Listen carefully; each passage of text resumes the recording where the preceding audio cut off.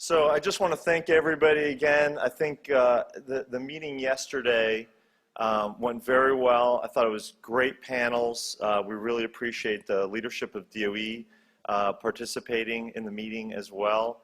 It was great to have the secretary come here, you know, and really talk about the EM program. I don't think I've seen him really talk about the EM program much, so it just shows the support that he has for the program and the work that everyone in this audience is doing out there for the cleanup of the sites.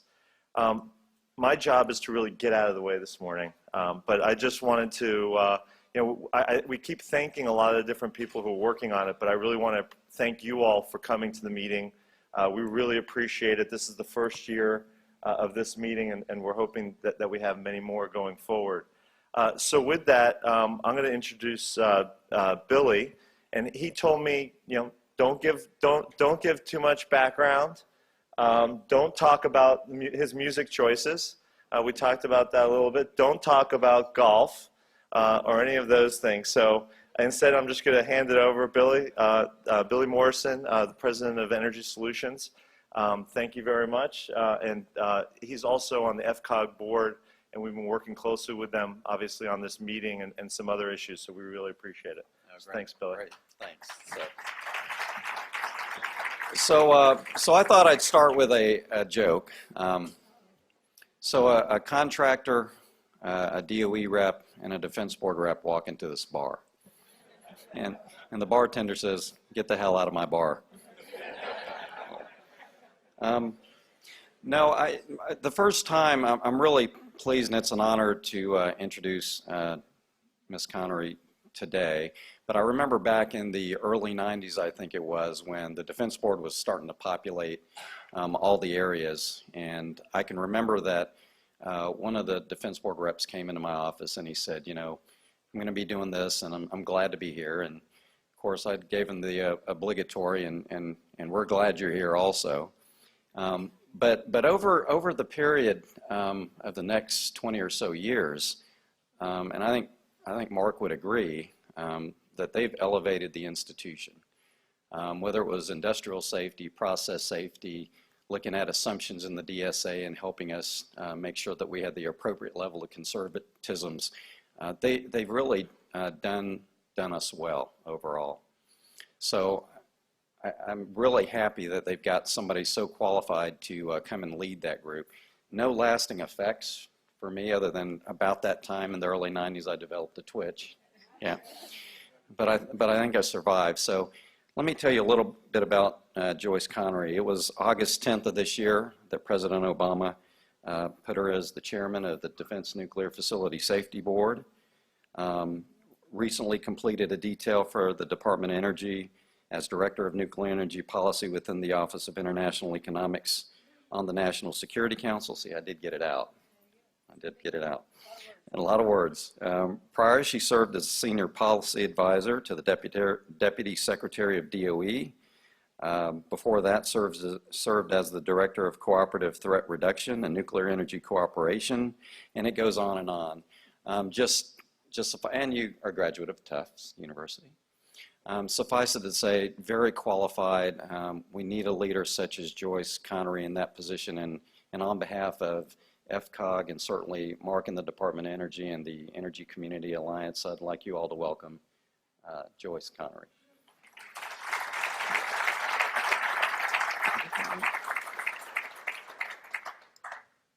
We'll talk later about your music choices and golf. I'm very interested in what that could mean. Good morning, everybody, and thank you all for coming here so early and grabbing your coffee so that you can listen to me speak. I really appreciate it. I notice it says Joyce Connery, Chairwoman, Defense Nuclear Facility Safety Board. We had this discussion when I got my position. Do you want to be chair, chairwoman, chairman?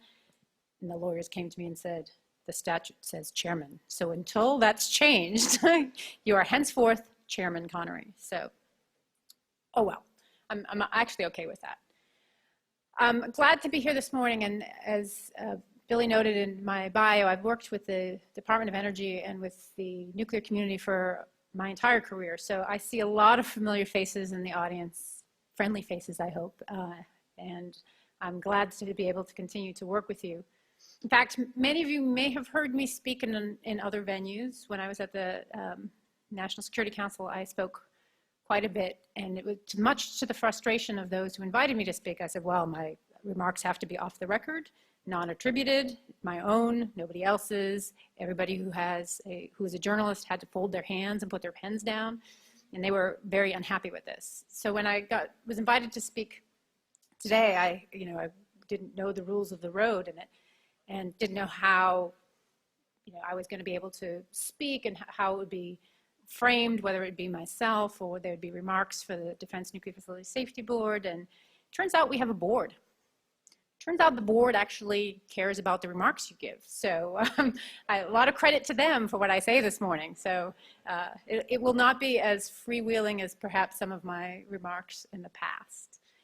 I do want to take a moment and recognize we have some DNFSB staffers in the room. John Pasco is one of them. Raise your hand. Any other DNFSB staffers I missed? Okay, and we have another board member who actually was sworn in at the end of August and was confirmed the same day as Monica and myself, and that's Bruce Hamilton. Bruce, do you want to stand up? And I hope that during coffee break or if you haven't met him yet, you get to meet Bruce. You can give Bruce a hand. Now, the other quirky thing about my speaking that I've been told is I was giving a keynote at the Institute for Nuclear Materials Management a couple of years ago. It was July, and it was someplace hot because they always do it someplace hot. And I was giving the closing plenary, and there was a gentleman in the audience whose job it is to coach folks on how to do public speaking, and that's his whole purpose in life. So he said, after I was done speaking, I went to him and I said, well, how did I do? And he said, well, you did great. The content was interesting. You were funny. You engaged with the audience. But I'll tell you, you really need a PowerPoint because we have nothing interesting to look at. Let's just say he's off my Christmas card list. But anyway, so I apologize that you'll have nothing interesting to look at, but hopefully you'll have something interesting to listen to. So I appreciate the opportunity to speak with you about the board and its important role that it plays assisting the Secretary of Energy in providing adequate protection of public health and safety at defense nuclear facilities, in particular those facilities involved with the cleanup of the weapons complex. And I'm really excited that this is the inaugural event of the cleanup workshop and that the Secretary came out to emphasize the importance of the work that you all do. And as I said, I'm new to the board, but not to DOE, and I've had a long history of working with all of you, just never in this capacity. The challenges facing DOE with managing and cleaning up the weapons complex are many. 40+ years of nuclear weapons production have left the complex with a legacy of highly hazardous materials requiring treatment and stabilization. Facilities and infrastructure are degrading. DOE is pursuing new facilities and new capabilities to disposition legacy materials, many involving the development of new and advanced technologies. And like other government agencies, DOE must deal with budgetary pressures and integrate the expectations and demands of many stakeholders, such as the board, the members of the public, state and federal regulators. I see the board as a key stakeholder invested in the success of DOE's cleanup program and its ability to effectively address these challenges. As evidenced by the events in February 2014 at the waste isolation pilot plant, even activities that we consider to be low risk can adversely affect DOE's cleanup if not performed in accordance with the highest safety standards. The board's role in overseeing DOE's cleanup activities is well established. While the board's relationship with DOE is mature, the players on both sides are changing. Like me, several of my colleagues on the board are new.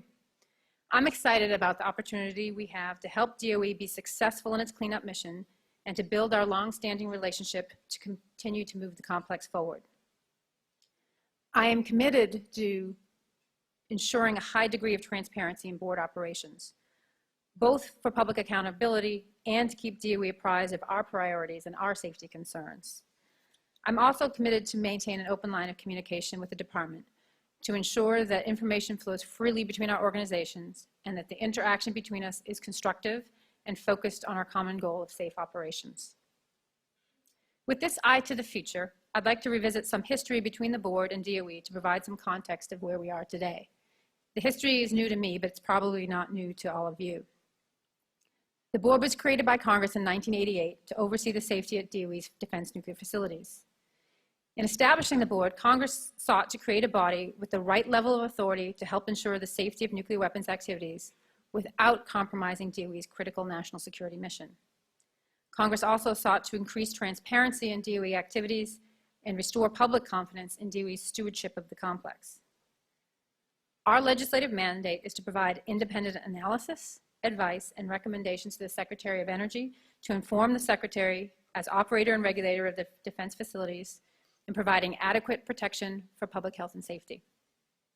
By statute, the board is required to review the content and implementation of DOE standards, analyze design and operational data, such as safety analysis reports, review the design and construction of new defense nuclear facilities, and investigate events and practices at the defense facilities that the board determines have adversely affected or may adversely affect public health and safety. Congress armed the board with several tools to perform this oversight mission. Notable among them is the ability to issue formal recommendations to the Secretary of Energy. The board may also conduct investigations, issue subpoenas, hold hearings, gather information, conduct studies, and establish reporting requirements for the DOE. Although Congress has modified our enabling statute several times, the fundamental function and powers of the board remain unchanged. Since the board's inception, we've issued 58 recommendations to the Secretary of Energy. Over half of them were created during our first 5 years of operation. When the board began providing oversight to DOE in 1989, the world was very different than it is today. While the Cold War was coming to an end, DOE was still in production mode and expected to restart many of the facilities and to resume weapons production, such as the Savannah River site and the manufacturing facilities at Rocky Flats. DOE was only beginning to focus and prioritize the mammoth task of cleaning up the complex. At that time, DOE lacked the well-developed set of nuclear safety requirements and a mature safety-based nuclear safety program to govern its hazardous operations. The board's initial focus was therefore helping DOE ensure the safety of restart activities and making the difficult but necessary transition from an expert-based culture to one rooted in well-defined and technically feasible nuclear safety standards. In addition, the board was committed to improving the technical capabilities of the contractor and federal personnel.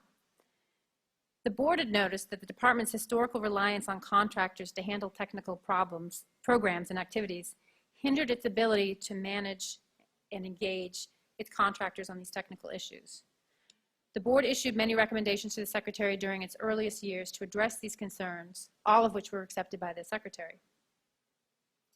Within a few years of the board's formation, the Cold War ended, and with it, the need for DOE to restart its production facilities. Following DOE's lead, the board shifted its focus to the management of the stockpile, dismantlement of surplus nuclear weapons, and the safe shutdown and cleanup of the complex.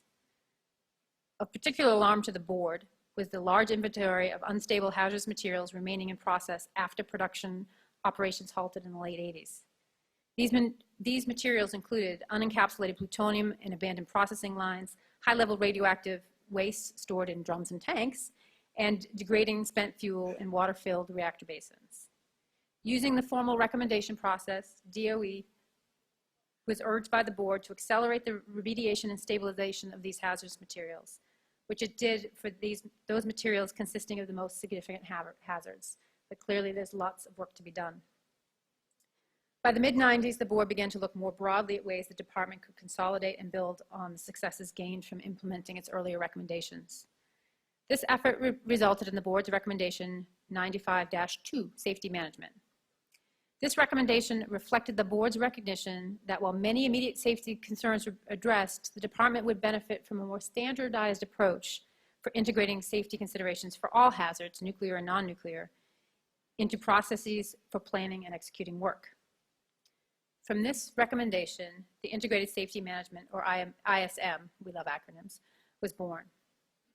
At its most basic level, ISM revolves around 5 core functions: defining a scope of work activities, analyzing hazards, developing and implementing controls, performing work within controls, and providing feedback into continuous improvement. There are few, if any, safety incidents at defense, nuclear, or other hazardous facilities that cannot be traced back to the failure to properly implement one of these core functions. The board reaffirmed its commitment to ISM a decade later through recommendation 2004-1, oversight of complex high-hazard nuclear operations. In 2004-1, the board recommended that DOE require that ISM serve as the foundation for implementing changes at DOE sites concerning DOE's organizational structure, oversight policies and practices, and safety directives. This recommendation also echoed many themes present in earlier board recommendations, such as the need to improve federal technical capability and maintain an adequate set of nuclear safety requirements and directives. As the board and DOE continued into the new millennium, the tempo of activities across the complex increased, particularly in the area of design and construction projects. Many of these projects are still ongoing today, and they're intended to replace aging facilities and add new capabilities to addressing process legacy materials. The waste treatment and immobilization plant at Hanford site, the integrated waste treatment unit at the Idaho National Laboratory, the salt waste processing facility at Savannah River. With these projects ongoing, DOE's Office of Environmental Management manages a design and construction portfolio worth of tens of billions of dollars. The board responded to this increase in tempo by dedicating additional staffing resources to review these projects. The early reviews identified the need for improvements to ensure effective and early integration of safety requirements into new project designs. It did no good to find the safety problem after you had already wandered down a particular path. Notably, while DOE has made significant improvements over the years in establishing a standards-based nuclear safety program, the standards were generally lacking in addressing the design process. To fill this gap, the board and DOE worked together to identify a framework for safety and design that culminated in major revisions to DOE project management directives and the issuance of a new DOE technical standard on the integration of safety into the design process. The board also instituted improvements in its oversight process for design and construction projects, such as issuing project letters to DOE at major critical decision milestones to keep the department appraised of safety issues as the design matured. Recently, the board has initiated with DOE a new joint effort to review the processes by which the board and DOE interact to identify safety issues within design and construction projects. The objective of this effort is to identify lessons learned and areas for improvement since the safety and design framework was established 8 years ago. Today, the board's focus continues to evolve as the complex and DOE's priorities change. Notably, many of DOE facilities are aging and they do not meet modern design and safety requirements. We understand that DOE must balance the resources required to minimize the risk of operating these facilities with those required to pursue new capabilities and to support cleanup and the replacement of that aging infrastructure. The board is sensitive to this balance and trade-off that DOE must make to meet the nuclear safety requirements and optimize safety across the complex. The board also must respond to emerging priorities. For example, we've dedicated significant additional resources to providing oversight of DOE's recovery actions at WIPP in the wake of the February 2014 fire and radioactive release events. I suspect that most of you are familiar with the accident and the number of safety concerns highlighted in DOE's accident investigation reports. What you may not be aware of is that, like DOE, the board is committed to learning from these events. As discussed in the public hearing and meeting on WIPP recovery in April of this year, the accidents caused us to re-examine our own oversight approaches to DOE sites.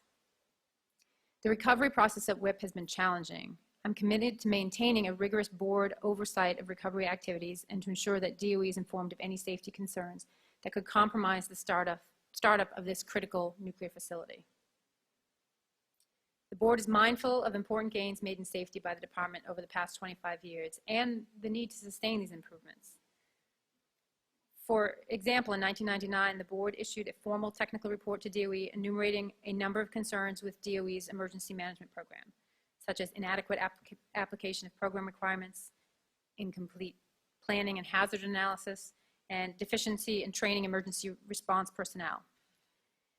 DOE's corrective actions to address these concerns resulted in considerable improvements. Recently, the board has observed that the momentum in this area has faded, which resulted in the board issuing Recommendation 2014-1, Emergency Preparedness and Response. The recommendation proposed specific actions that the Secretary can take to better prepare emergency scenarios and to demonstrate proficiency in emergency preparedness and response across the complex. The Secretary accepted the recommendation and in April of this year transmitted to the board DOE's implementation plan. We intend to evaluate that plan and the improvements that are being made in accordance to it. The board also observed in 2012 that DOE's previous actions to improve activity level work planning and control had not been sustained. The board attributed this lack of formal requirement and guidance in DOE's directive system and the lack of DOE and contractor oversight. In response, DOE issued a new handbook on work planning and control to clarify and provide guidance for meeting DOE's requirements. DOE also revised an important guide on federal oversight to explicitly address expectations for work planning and control. The implementation of this new guidance for planning and executing hazardous activities will continue to be a core focus area for the board. Closely coupled with work planning and control is conduct of operations. The board has issued several technical reports and recommendations during the first decade of operations to help DOE establish a framework for disciplined and structured operations. The board continues to review and identify areas for improvement regarding the implementation of DOE's conduct of operations requirements. The human element of operations necessitates constant vigilance by DOE to maintain a high level of performance in this area. The loss of expertise due to turnover in DOE's aging workforce on the federal and contractor side only compounds this problem. The issue of turnover and workforce aging is not unique to DOE. In the fiscal year 2015, the board hired 18 new employees, bringing the total of staff to 107 personnel. That's almost 20% of our workforce. 17% of our staff is eligible to retire within the next 3 years. Considering the unique skills and level of technical expertise required for many of the positions at DOE and the board, replacing these vital assets with qualified personnel and transferring hard-won knowledge to the next generation will be a significant challenge for both of our organizations.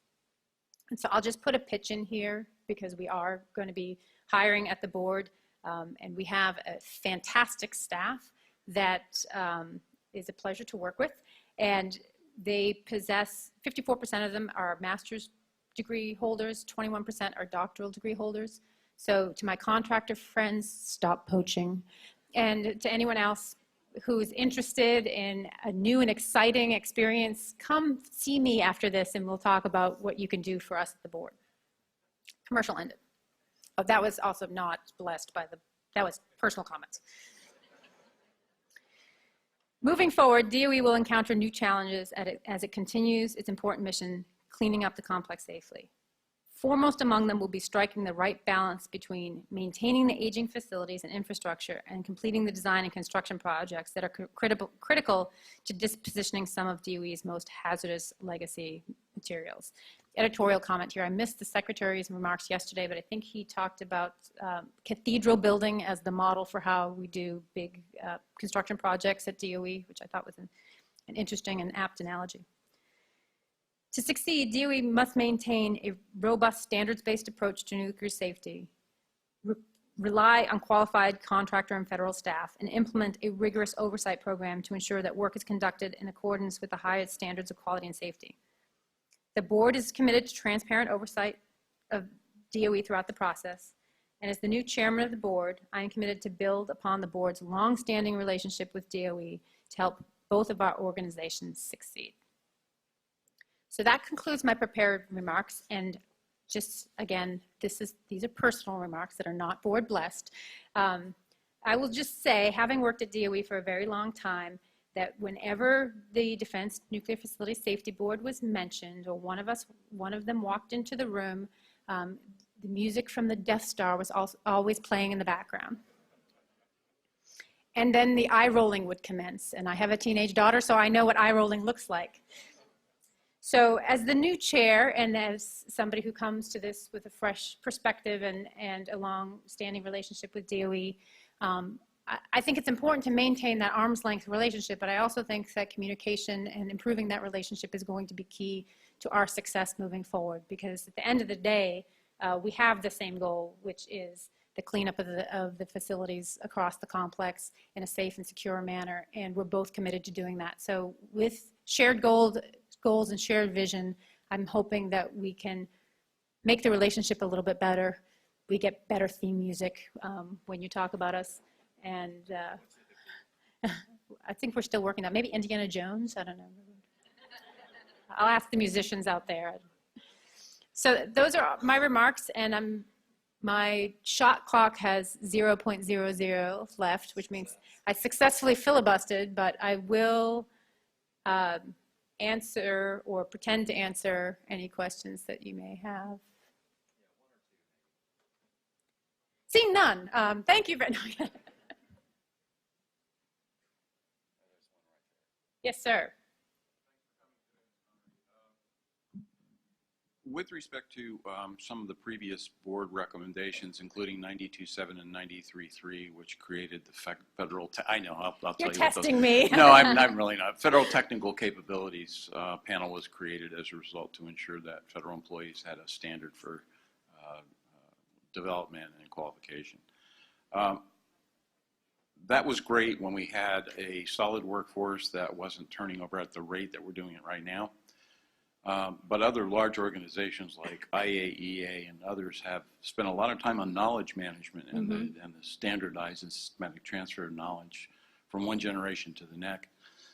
We don't have that in the department, and both contractors and DOE are facing a tremendous influx of new people and no standardized way of transferring knowledge from those leaving to those that are going to take those jobs over.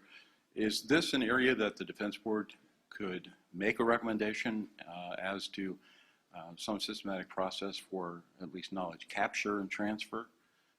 Because that seems to me to be one of the major areas that we're watching all that expertise walk out the door from the Cold War, and that's not a good thing. Thank you for that. So I'll just note to DOE, he mentioned the word recommendation. I didn't, just in case anyone's wondering.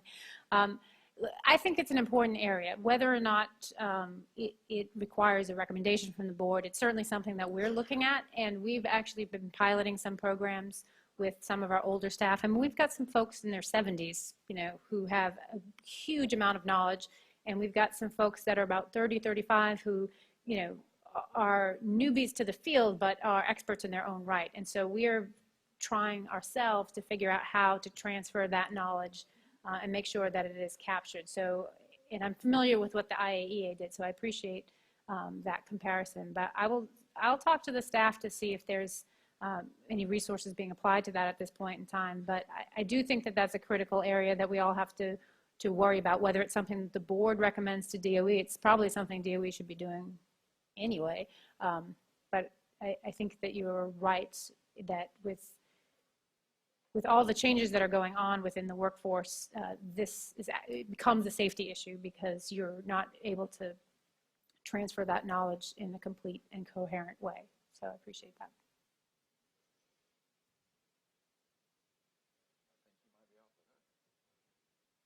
Excellent. Join me in thanking